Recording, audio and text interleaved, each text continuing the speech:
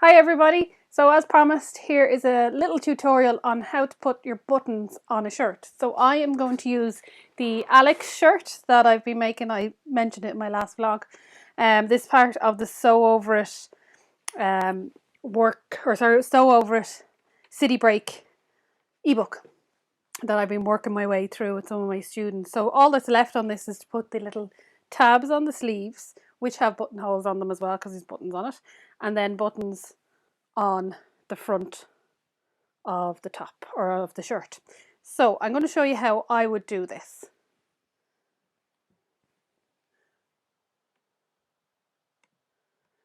Move these are all the bits and pieces you're going to need.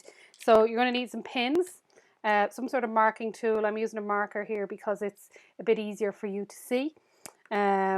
Obviously some buttons. I'm using some nice pink sparkly ones from the shop. Your sewing machine and your button foot, and then I also have a seam ripper to open them and a measuring tool. So I'm using a quilter's ruler, which is a good ruler to use because you can measure it out very clearly.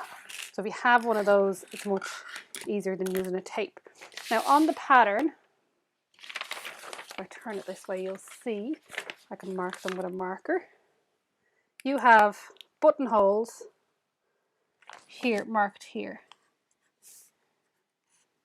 Now, it can be very cumbersome to actually use these marks because you're going to have to either use tailor tacks or trace carbon paper, dressmaking carbon paper, and a tracing wheel.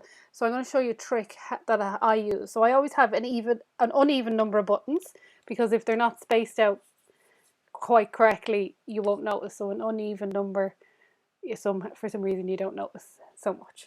So I'll just show you. If you fold along that line, you can notice that the buttons don't go all the way up to the top of the Alex shirt. So our buttons go on the right hand side looking on the top, and the buttonholes are on the left. So women's buttons are on the right and the buttonholes are on the left. So I just lay the Alex shirt out like that to find my start button. So I do have my seam allowance up there and my seam allowance down there. So my first button is going here. And I'm just going to mark that. Of course, it's on a very patterned area, so you can't see it. If you use one of these markers, please make sure it's either an actual fabric marker that will wash out, and if you're not using a fabric marker, to make sure you test it in advance. I know a lot of the children's markers are washable and they do wash out, but do test it first because there's nothing worse than having it just there stuck. So our last button is actually going all the way down at the end down here. So this is the trick that I do. So my last button is going at the end and my first button is over here. I put those together and there I fold it in half, and this point here is the center of my middle buttonhole, and that has measured it out without me using a ruler at all. So I'll just mark that a bit more clearly. Can you see that mark there? So that's halfway between there and there. Then we do the same again. And this is how I always do buttons because I'm not very good at maths. So actually measuring it out will be difficult for me to do, but this is quite easy. Now, I wouldn't normally put a massive mark like this on this, but I just want you to be able to see it. That's my next one.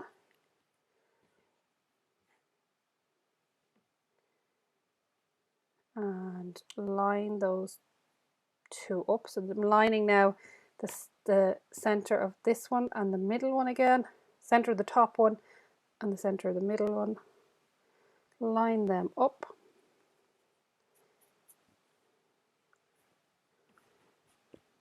And there is my mark. Then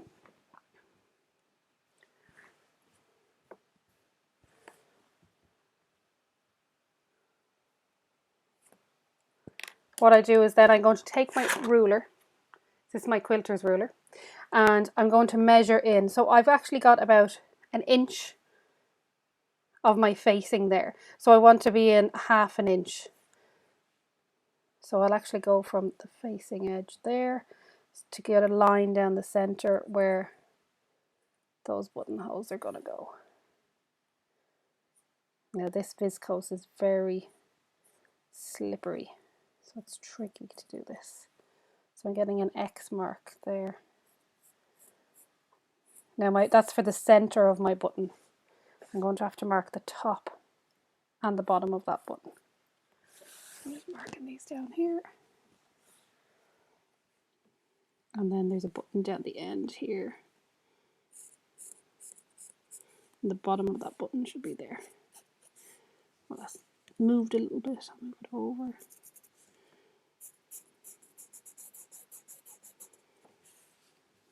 And just make sure that's in the middle. It's nicely in the middle there. So we have our buttons. These last little finishing touches, it's worth taking your time with them. So I'm going to put that button in the center there. And I'm going to mark a top line and a bottom line for my buttonhole. I'm just using a 12mm button. I think it's a 12mm button. 12 to 15 is a good size for a shirt.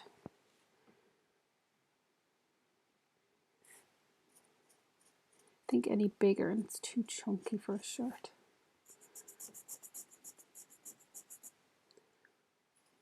It's hard to see that on there on that pattern, but I'll be able to see it up close. So I have that one marked out. There's another one to the center of it.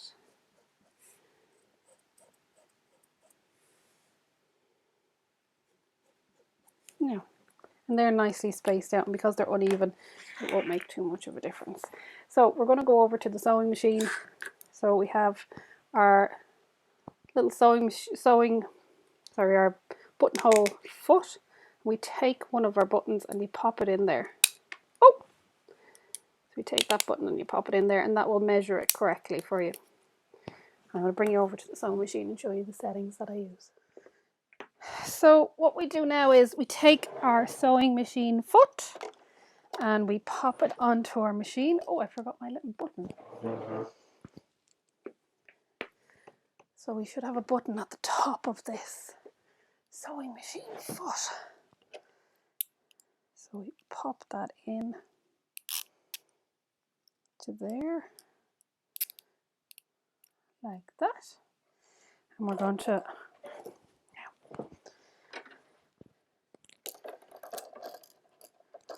hook up this. Click the foot in place. Oh, it's not attached. There we go, now it's attached. Now, thread is out of the way. So on my sewing machine foot, I've got little green marks and red marks so I can line it up. Sometimes they only have little indentations. Get yourself a Sharpie and draw those on. They're really handy to have. So I'm just going to start one of my buttons. I'm not going to start with the top one because that will go wrong. So line it up. You want to line up the edge. And I'm lining up my bottom mark. Put my foot down. Program my machine. Make sure. So it's 51 on my machine, which is a rectangular shaped one for woven fabrics. Your manual will tell you which one's which to do. So take your time with this. I'm just going to hold the fabric straight. I'm not going to pull it. I'm just going to hold it in place. Oh, nearly forgot something. There's a lever that needs to be pulled down. And that's just to stop your buttonhole from going too far.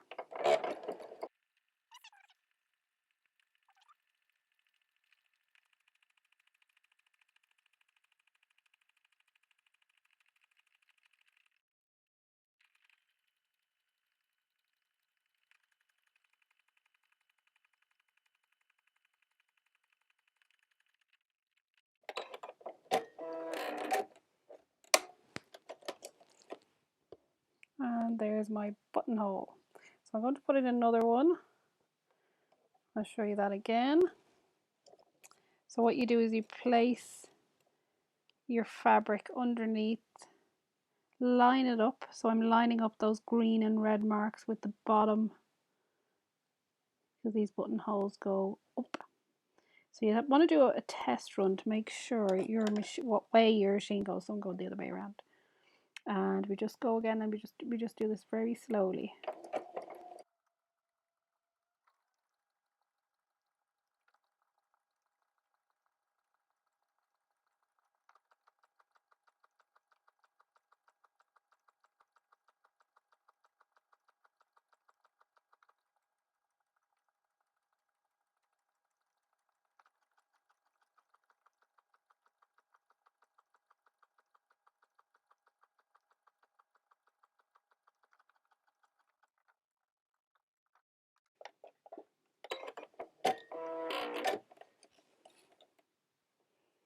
You see that a nice little buttonhole there again.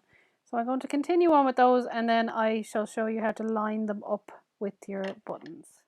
Okay, so I've put in the buttonholes. I'll just show you here. My buttonholes. Now this is a bit damp because I had to wash out those markings.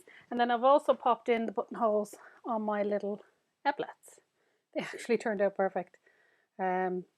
Don't be worried if your buttonholes don't turn out perfect, you know. These are, you know, handmade. They're not machine made, you made them. So if they're not 100%, don't worry too much. So I'm just going to show you how you open a buttonhole. Now there's two techniques. One is using this kind of buttonhole chisel, but you need a different size for each buttonhole. So I just use this method because I have a seam ripper and it's easy. I'll just turn over the camera. Okay. So I'll use these ones to show you. Get a pin. Do not forget this step. If you forget this step, it's so easy to ruin your garment. And you put your pin in line with that bar tack at the top of your buttonhole. So I'll just put another one in this one.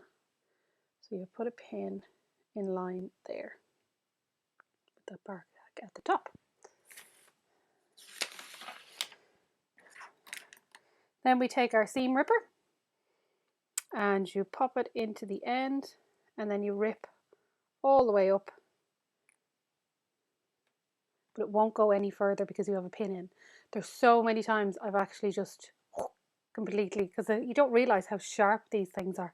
So I'll just open that out, and you can see we have a buttonhole. Now you can get a thing called fray check, which basically just it's a little bit of glue and you pop it on there and it stops it from fraying too much. But actually I don't use it, and it doesn't seem to bother me too much. Pop it in and rip. You can check at this stage to make sure your buttons fit. They should fit perfectly. Lovely. Look at that. So satisfying to do buttonholes and to do them right. So next step is to actually align those buttons in the correct place with the buttonholes. So what you don't want to have, I'll put it on dolly because I don't think it'll go over my dress I have here. So what you don't want to have is a buttonhole. Well, actually that's quite low, that first buttonhole. Should have checked it on me. I might put another one on the top. That was just as per pattern. The buttonhole is there, but I think, like, if I didn't wear that with anything underneath, we'll see. Maybe it will, maybe it won't. I might put another one up here. I'll see about that. So what you want to do is you put your buttonhole directly in line with the center there. So you're going to have to line up this up top and bottom. If you put your buttonhole too high, what you might end up with like gaping between the buttonholes. And you don't want that to happen. You want it to be nice and flat on the front and to sit properly. So we want to place these out evenly across the band, the front band. So I'm going to show you a trick on how to get that even and to double check it as you go before you actually sew those buttons in. So what I have is my front of my shirt. Just move my buttons out of the way. Now, if I turn that over there, so this is where my buttons are going on one side, and then the other side are my buttonholes. So I'm going to line up that bottom part, and I'm just going to pin that in place because I want that to keep, I don't want to have to keep fixing it. So I have the bottom lined up, so I'm laying those flat. Now I ironed this just to make sure it's all nice and flat and in place. I'm lining up the top here.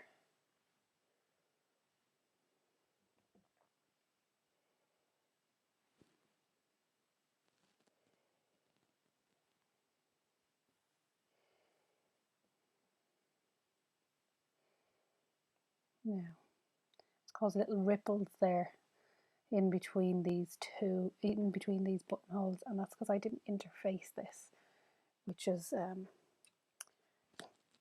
probably something you should do, but I didn't want it to be stiff.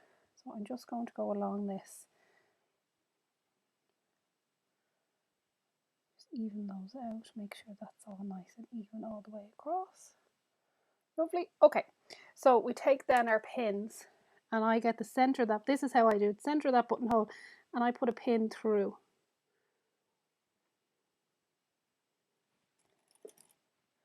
I'll use a yellow pin so you can see them. So my buttonholes are open, so I'm going to the center point of that buttonhole, and I put a pin through.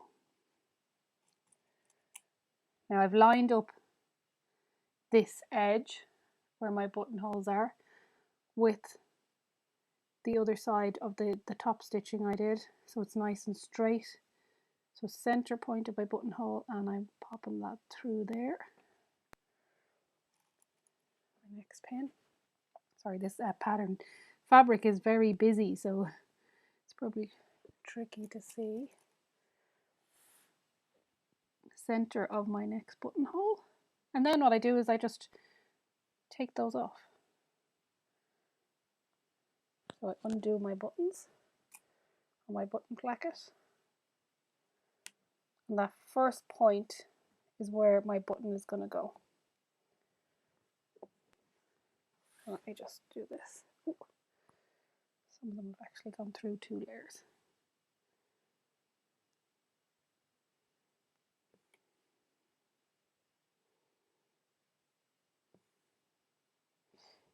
Just pull it out halfway.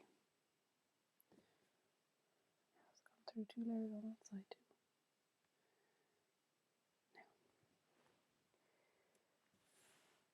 So on here I have points, pins along here that are going to be my buttonhole, and I want my buttonhole to be in the center of this, so I'm lining up another pin, and where they intersect, so this is halfway.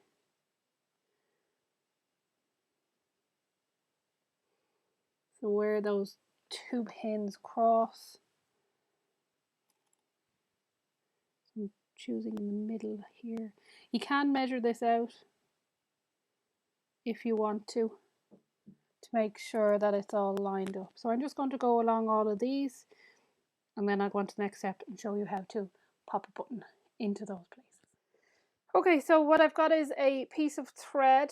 Now I'm just using single thread, and I'm not knotting it at the end.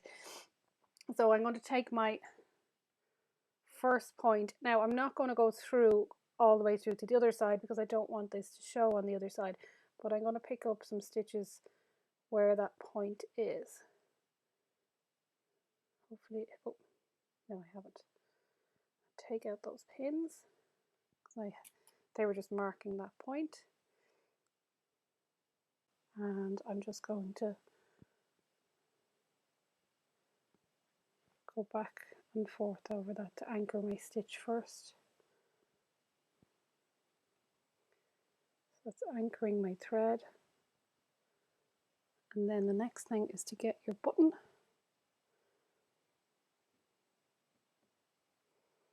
And you go in through one side. Now, do I have a right and a wrong side on this button? I don't think I do. I think it's the same on both sides. And through the second hole. And this is how I put on a button. I hold it like that to one side, And then take a few more threads there just from one side. Back in the second hole. Take a few threads from one side in one hole, out, then the other. You just keep doing this till you have a good join. Probably about 8 times, I think, is enough.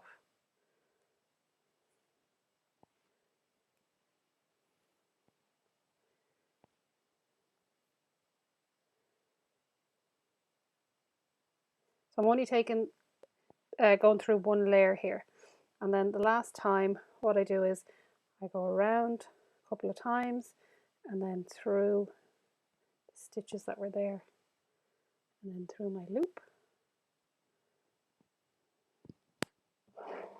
And then cut my threads.